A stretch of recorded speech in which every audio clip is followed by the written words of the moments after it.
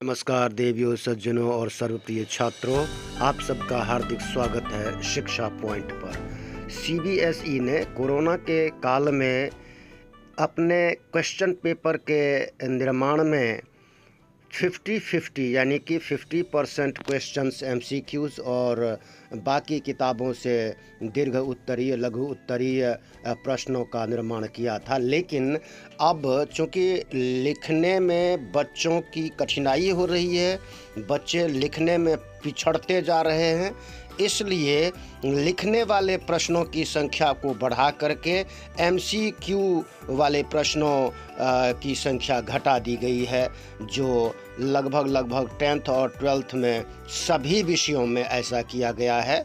यहाँ मैं आपको बताना चाहता हूँ, हिंदी में 12वीं कक्षा में जो बदलाव हुए हैं वो किस तरह से हुए हैं।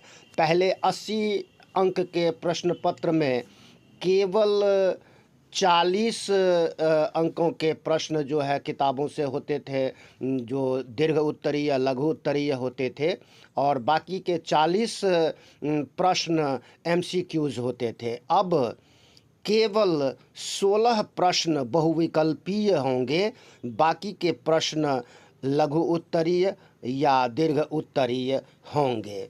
आइए देखते हैं क्या क्या बदलाव हुआ है और प्रश्न पत्र में कितने नंबर के कितने प्रश्न आने हैं। इसमें प्रश्न पत्र में मुख्य रूप से 3 खंड होंगे, क, ख और ग। खंड क में अपठित बोध होगा, जो कुल 18 अंकों का होगा। इन 18 अंकों में 10 अंकों के प्रश्न होंगे अपठित गद्यांश पर आधारित, जिनमें एमसीक्यू 3 प्रश्न होंगे, एक नंबर वाले 3 अंक के। अपठित गद्यांश पर आधारित एक बहुत छोटा उत्तर वाला प्रश्न होगा 1 अंक का, और अपठित गद्यांश पर आधारित 3 छोटे उत्तर वाले प्रश्न होंगे 2 अंकों के। ये कुल 6 अंकों का होगा अपठित गद्यांश, जो 10 नंबर होते हैं। इसके बाद दूसरा प्रश्न होगा अपठित गद्यांश में खंड क में ही। इसमें अपठित पद्यांश पर आधारित 3 प्रश्न होंगे एमसीक्यू, जो एक अंक वाले होंगे, 3 अंक। अपठित पद्यांश पर आधारित एक बहुत छोटा उत्तर वाला प्रश्न होगा 1 अंक का। अपठित पद्यांश पर आधारित 2 छोटे उत्तर वाले प्रश्न होंगे 2 अंकों के, 4 अंक। तो ये 8 अंक ये होते हैं। तो खंड का आपका होता है 18 अंकों का, 10 और 8 18। इसके बाद खंड ख में, जो कि अभिव्यक्ति और माध्यम पुस्तक के आधार पर होगा, ये कुल 22 अंकों का होगा।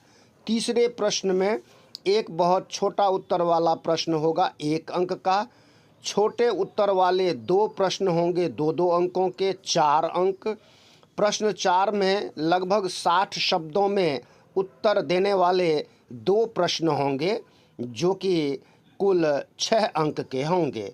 प्रश्न 5 के अंतर्गत 3 में से किसी एक विषय पर लगभग 100 शब्दों में रचनात्मक लेख लिखने के लिए कहा जाएगा, जो कि 5 अंकों का होगा।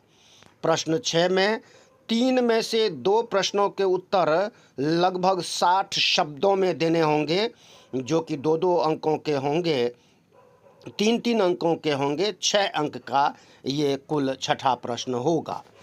इसके बाद आते हैं खंड ग, जो कि पाठ्य पुस्तक अंतरा भाग 2 और अंतराल भाग 2 पर आधारित होगा।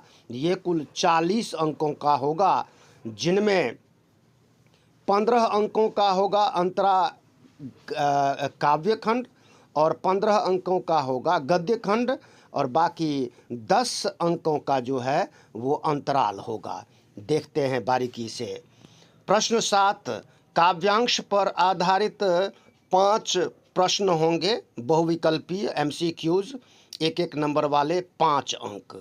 प्रश्न 8 में कविता के पाठों पर आधारित 3 में से 2 प्रश्नों के उत्तर लगभग 40 शब्दों में देने होंगे और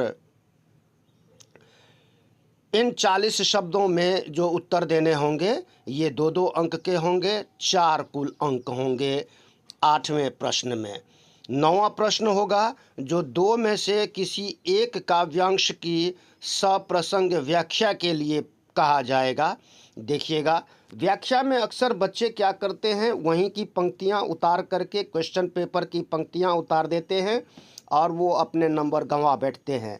तो सप्रसंग का मतलब है कि आप प्रसंग लिखिए, संदर्भ लिखिए, उस कवि का नाम लिखिए, कविता का नाम लिखिए, फिर उस काव्यांश के अंदर क्या बात कही गई है ये लिखिए, तो ये प्रसंग हो जाता है। उसके बाद व्याख्या कीजिए, अपने शब्दों में उत्तर दीजिए, उन पंक्तियों के अर्थ को खोलकर अपने शब्दों में लिखिए, तब व्याख्या कहलाती है। और उसके बाद आप विशेष भी लिख सकते हैं। मसलन विशेष में आप क्या लिख सकते हैं, कहीं पर कोई अलंकार का प्रयोग है तो अलंकार लिखिए, है ना, रस का प्रयोग है तो रस लिखिए, और इसी तरह से विशिष्ट बातें जो कुछ भी हैं वो आप उसके अंतर्गत लिख सकते हैं। आगे बढ़ते हैं। प्रश्न 10 ये जो है ये गद्यांश पर आधारित 5, किसी भी पाठ से एक गद्यांश होगा या 2 गद्यांश होंगे, तो उनमें से एक पर आधारित प्रश्नों के उत्तर देने होंगे जो बहुविकल्पीय होंगे। 1-1 नंबर के 5 अंक ये होते हैं। 11वां प्रश्न होगा गद्य पाठों पर आधारित 3 में से 2 प्रश्नों के उत्तर लगभग 40 शब्दों में देने होंगे। 2-2 अंक होंगे, इसके 4 कुल अंक होंगे। 12वें प्रश्न में 2 में से किसी एक गद्यांश की सप्रसंग व्याख्या करनी होगी। यहाँ फिर रिपीट कर रहा हूँ, व्याख्या का मतलब है जो पंक्तियाँ दी गई हैं उन पंक्तियों के अर्थ को आपको खोल करके अपने शब्दों में लिखना है, वही अच्छी व्याख्या कहलाती है। अच्छी व्याख्या ये नहीं होती कि प्रश्न पत्र के की जो पंक्तियां हैं उन पंक्तियों को घुमा फिरा करके आगे पीछे करके बच्चे इस तरह से जो है ना बगलिंग करते हैं, ऊपर की पंक्तियां नीचे लिख लेते हैं, नीचे की पंक्तियां ऊपर लिख लेते हैं और सोचते हैं कि हमने अच्छी व्याख्या कर दी। और परिणाम यह होता है कि 6 अंकों का जो ये प्रश्न है व्याख्या करने वाला, इसमें मुश्किल से 1 या 2 नंबर पाते हैं क्योंकि वो कॉपी पेस्ट कर देते हैं। ऐसा नहीं करना है।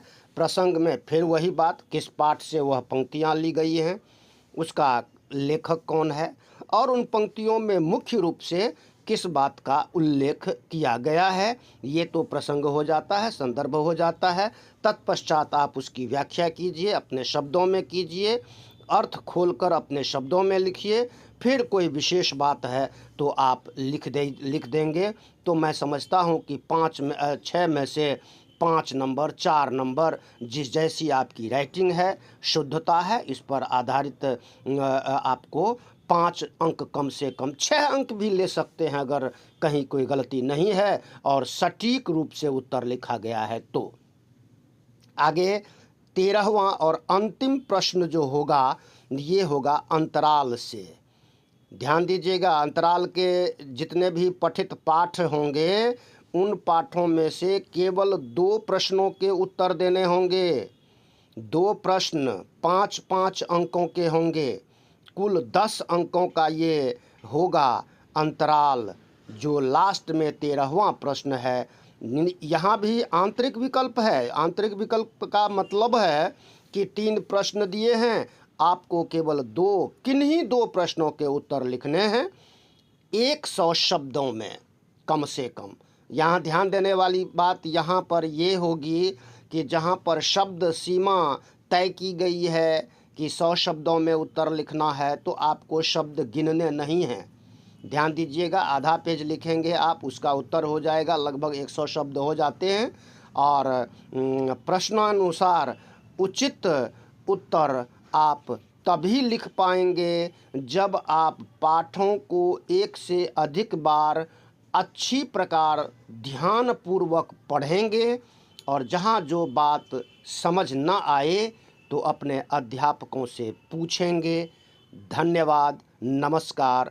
बहुत समय के बाद चैनल पर आया हूँ किन्हीं कारणों से।